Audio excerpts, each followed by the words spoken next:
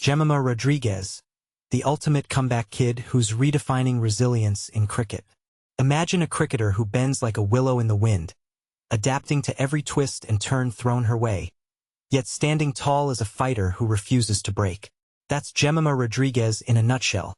A player whose journey through international cricket, spanning about 7 rollercoaster years, proves she can morph into whatever the team needs her to be.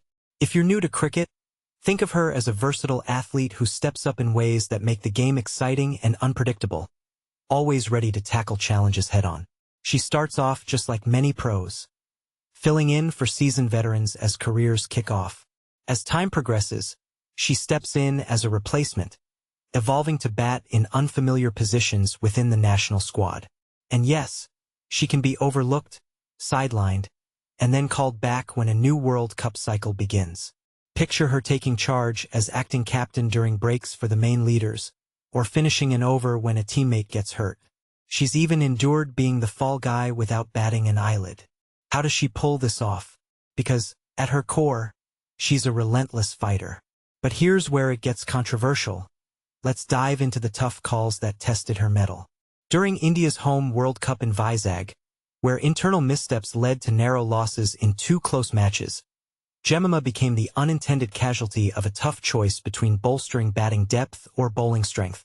This was followed by another heartbreaking defeat in Indore, squandering 6 vital points and sparking a strategic overhaul.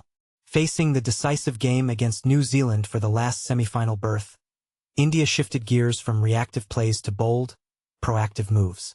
One game-changing decision, bringing back Jemimah to open at number 1 drop on a solid platform of 212 runs at over a run per ball. Stepping in after the partnership's aggressive partner fell, she had to maintain the momentum. Coming off a rough start with 2 ducks and even serving drinks in her first World Cup, the local hero delivered big.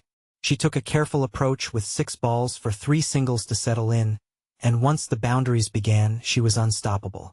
Her elegant drives were a highlight, racking up 29 runs off 12 balls, including 6 fours.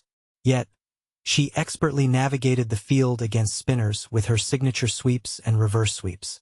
She greeted New Zealand's top economy bowler, Jess Kerr, with consecutive boundaries, then targeted their most effective bowler that night, Susie Bates, smashing 2 more to achieve India's quickest 50 of the event in just 38 balls.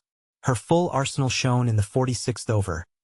A reverse sweep, a cut, and a flawless drive through the empty covers off Eden Carson, all while battling possible cramps.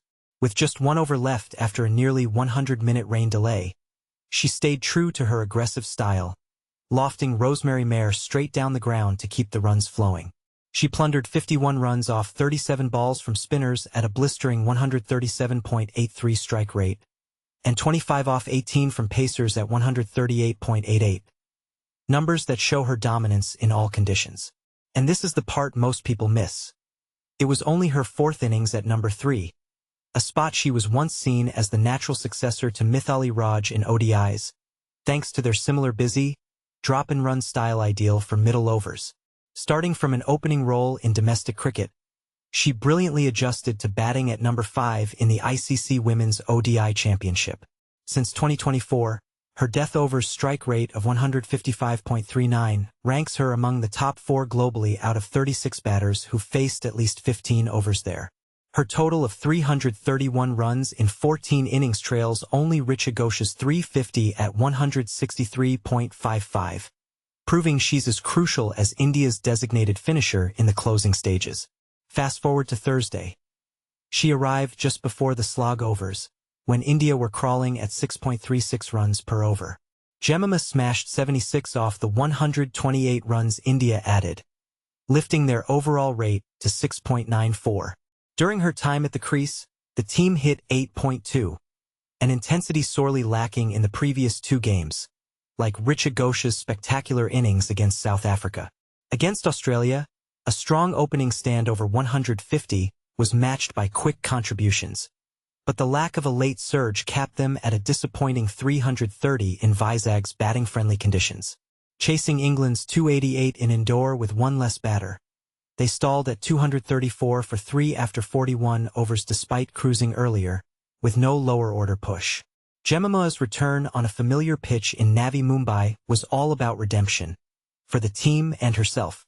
She hit a blistering 33 off 21 balls against the champions, but fell to a tricky slower ball from Annabelle Sutherland in a 6-4-36 collapse in the last 7 overs. Then, in Navi Mumbai, she batted New Zealand out with a 76 not out off 55 balls, as impactful as the centuries that preceded it. Now, here's the controversial bit that sparks debate. Between those matches, the team asked Jemimah to fit in a 6th bowler, and while no official explanation came, the smart money says quantity trumped quality in a difficult decision. But she proved in Navi Mumbai that prioritizing quality, think purposeful, aggressive batting, can turn the tide. Coach Amol Muzumdar noted pre-match that the team knew no hundreds yet, and stressed starting strong but finishing stronger. With contrasting centuries from Smriti Mandhana and Pratika Raval, half the goal was achieved, but the coach was thrilled with the stronger finish. He'd previously insisted on not meddling with the settled top 5, yet this flexibility paid off big. That it came from a player who seemed expendable just a game ago? Part puzzling, part rewarding, and it begs the question. Was this a missed opportunity earlier, or just the right call at the right time? Jemimah Rodrigues has tumbled, been benched, and soared back, a testament to an unyielding spirit. What do you think? Is her adaptability a blueprint for success in cricket, or should teams stick to rigid roles? Do you agree that dropping her was a mistake, or was it a necessary sacrifice? Share your thoughts in the comments. Let's discuss the fine line between strategy and resilience.